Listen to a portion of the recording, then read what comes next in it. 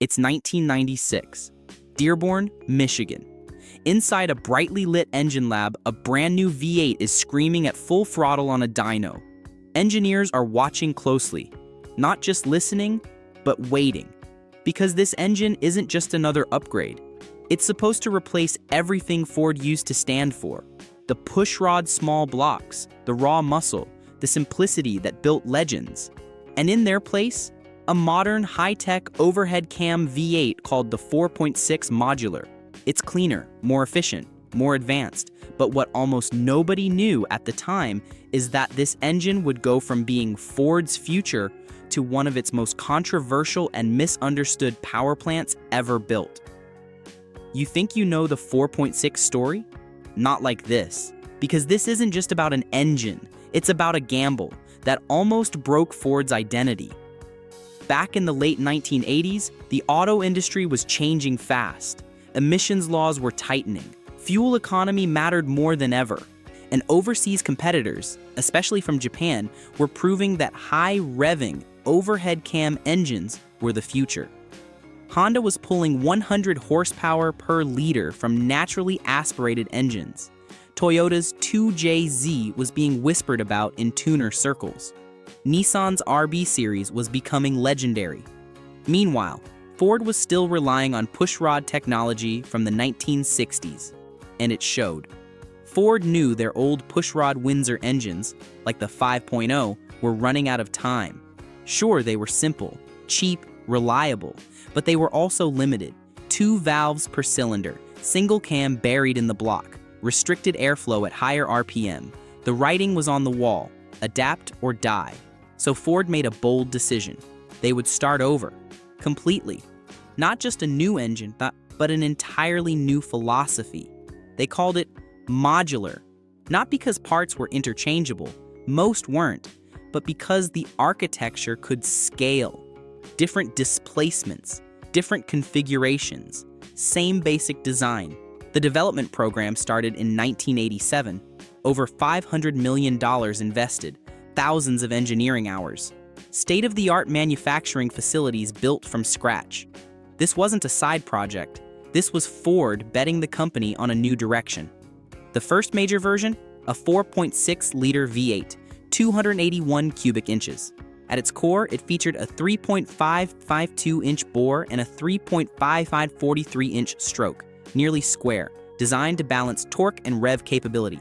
Compression ratios varied, but early versions hovered around 9.01. The block was a deep skirt design, extending below the crankshaft centerline for added rigidity.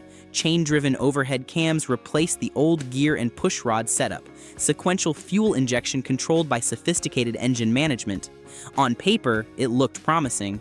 Overhead cams, aluminum heads, precise fuel injection, a modern engine for a modern world. Ford's executives were confident. Their engineers were hopeful. The marketing team was already preparing campaigns, but there was a problem. Actually, several. When the 4.6 Modular first hit the market in 1991 in the Lincoln Town Car, it made about 190 horsepower. That doesn't sound terrible, until you realize the old 5.0 pushrod it was replacing made similar power, with less complexity. The torque curve was flatter, sure. Emissions were cleaner, absolutely. But enthusiasts didn't care about emissions. They cared about one thing, performance. And when it reached the Mustang GT in 1996, enthusiasts expected something exciting. This was supposed to be the moment, the new generation, the future of American muscle. Instead, they got 215 horsepower. That's it. A brand new, high-tech V8, making barely more power than engines from a decade earlier. The outgoing 5.0 made 215 horsepower too. Same number, more complexity, higher cost. People were confused, then angry. Why replace the 5.0 for this? That question started spreading fast. Magazine articles questioned the decision. Internet forums, still relatively new, exploded with criticism. Mustang clubs held heated debates, and Ford felt it.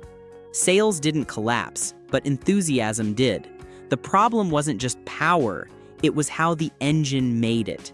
The 4.6 SOHC, the single overhead cam version, used just 2 valves per cylinder. Airflow was decent, but not revolutionary, and because of its long intake runners and conservative cam profiles, it was tuned for low-end torque, not high RPM excitement. Peak power came early, around 4,750 RPM, and after that, it just ran out of breath. The red line sat at 5,800 RPM, which sounds reasonable until you compare it to the competition.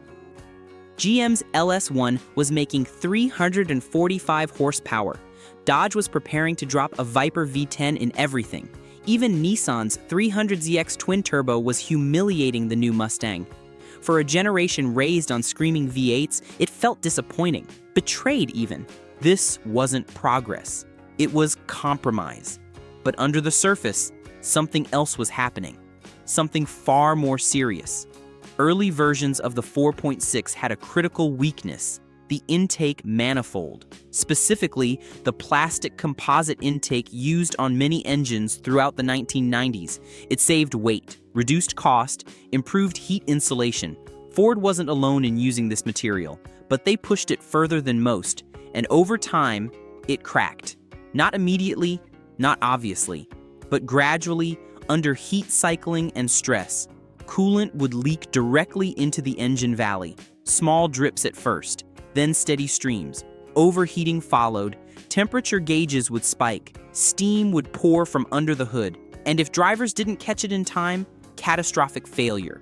Warped heads, blown head gaskets, seized engines, repair bills in the thousands. Ford eventually issued a recall. They redesigned the manifold with an aluminum crossover. The fix worked. But the damage to reputation? Already done. Owners lost trust. Mechanics warned customers. Resale values dropped. And then came another issue, one that sounded small until it wasn't.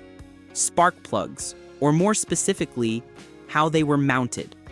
The early 4.6 aluminum heads had very shallow spark plug threads. Only about 4 threads holding each plug in place. Ford engineers claimed it was adequate. Testing showed acceptable clamping force. At first, it seemed fine, but under heat and pressure, real-world conditions, highway driving, towing, those plugs could literally eject from the cylinder head, blown out, violently, taking threads with them. Sometimes it happened at idle, other times at highway speed. One moment the engine was running fine, the next, a loud pop. Misfires, loss of power, check engine lights screaming, leaving drivers stranded. With a ticking engine and a costly repair, the plug itself was cheap, but fixing the threads? That required specialized tools, time certs or helicoils, hours of labor, and sometimes pulling the entire head. Mechanics started seeing it more and more. Forums lit up. Plug blew out at 60 megabyte. Destroyed my coil pack. Ford won't cover it. Third time this year, it became a known issue, a ticking time bomb for anyone buying a used 4.6. And once again, Ford's modern masterpiece was under fire. But here's where the story takes a turn, because while the base 4.6 was struggling, another version was quietly evolving. A more aggressive, more advanced variant. The DOHC dual overhead cam version. 4 valves per cylinder, better breathing, higher revs, independent cam control for intake and exhaust. This wasn't a minor upgrade, it was a completely different engine personality, and when it debuted in the 1993 Lincoln Mark 8, it made 280 horsepower. Now that got attention. Suddenly, the modular platform showed real potential. The power was smooth. The delivery was linear. It actually felt modern. And Ford knew exactly where to take it next. In 1996, the Mustang Cobra received this DOHC 4.6 305 horsepower, a red line over 6,800 RPM. This wasn't your father's V8 anymore. It screamed. It pulled hard to redline. It felt alive. And for the first time, people started to believe in the modular engine. Magazine reviews improved, lap times dropped, quarter-mile slips got quicker, but even here, things weren't perfect, because pushing an engine harder always reveals its limits. At higher RPM, oiling became critical. The modular engine used a deep skirt block design, which added strength, but also complexity. Oil had to travel longer paths, through narrower passages, against higher G-forces during cornering, and under sustained high RPM. Pressure drops could occur. Track days became risky. Road racing exposed weaknesses. Ford improved oil passages, refined pump designs, added baffles to the oil pan. But racing teams still had to be careful. Push too hard, and the consequences were brutal.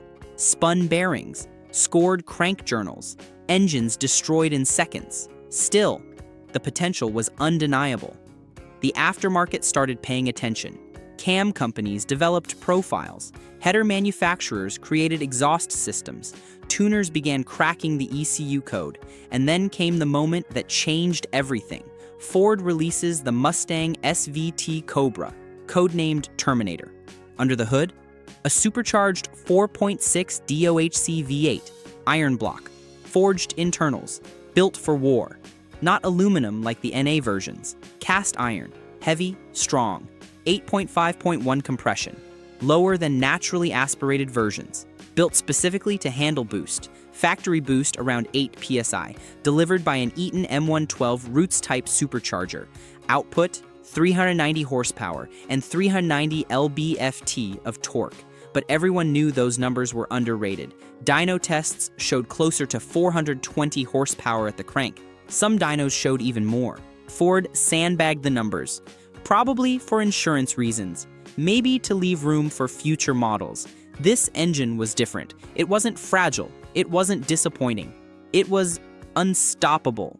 People started modifying them immediately.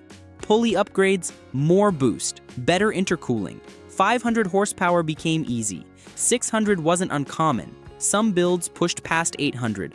On stock internals, the forged rods could handle it. The crank was bulletproof. The block laughed at cylinder pressure. Suddenly, the same engine family that once struggled was dominating streets and drag strips. 9-second quarter miles, 7-second half miles, 1,000 horsepower street cars, all based on the platform everyone said was a mistake. So what happened? How did the 4.6 go from failure to legend? The answer lies in evolution. The early versions were built for efficiency. Low emissions, smooth operation, daily driving, corporate cafe standards, boardroom decisions. But over time, Ford engineers unlocked its real strengths: the rigid block design, the strong bottom end, the ability to handle boost, the tunability of the ECU. They refined it, strengthened it, perfected it, and in doing so, they changed its story completely. But even as the performance versions gained respect, the reputation of the standard 4.6 never fully recovered. Too many early failures, too many disappointed enthusiasts, too many comparisons to the beloved 5.0. People remembered the 190 horsepower town car engine, the cracked intake manifolds, the blown spark plugs. Those memories didn't fade. And then, the final blow. By the late 2000s, Ford was ready to move on again. New technology, more power, better efficiency. The lessons learned from the modular family would guide the next generation. In 2011, the 4.6 Modular V8 was officially replaced in the Mustang by the 5.0 Coyote, a new engine, but one clearly inspired by everything the modular tried to achieve. 32 valves, dual overhead cams, high revving design, TIVCT variable cam timing, sophisticated electronics. Only this time, it worked perfectly. 412 horsepower from the factory, over 7,000 RPM redline, flat torque curve, bulletproof reliability, everything the 4.6 should have been from day one. The 4.6 faded into history, not as a complete failure, but not as a pure success either. It became something more complicated, a stepping stone, a controversial chapter in Ford's evolution, a necessary pain point. Because here's the truth most people don't realize. The 4.6 Modular didn't fail because it was weak. It failed because it arrived too early, unfinished, misunderstood. Ford rushed it to market under pressure. Emissions deadlines loomed. competition was advancing. They had to move. But they moved before the engine was truly ready, before all the problems were solved, before the performance potential was unlocked. In the end, this engine told a story bigger than horsepower numbers. It showed what happens when a company tries to reinvent itself under pressure, when innovation clashes with expectation, and when the future doesn't quite match the promise, at least not right away. It showed that sometimes progress is messy, that evolution requires sacrifice, that the road to greatness is paved with mistakes. But without the 4.6, there is no Coyote, no modern Mustang dominance, no 700-plus horsepower factory Fords, no GT500, no understanding of what makes a modern V8 great. So was it really a downfall, or just a painful beginning? That's what makes this story so fascinating, because the 4.6 Modular V8 didn't just change Ford, it forced it to grow up, to learn hard lessons, to understand that heritage alone isn't enough, that the future demands more than good intentions. If you enjoyed this deep dive, let me know what engine story you want next. Another controversial design, a forgotten legend, or a rivalry that changed everything. And if you want more cinematic stories like this, make sure to subscribe, because the next one might completely change how you see your favorite car.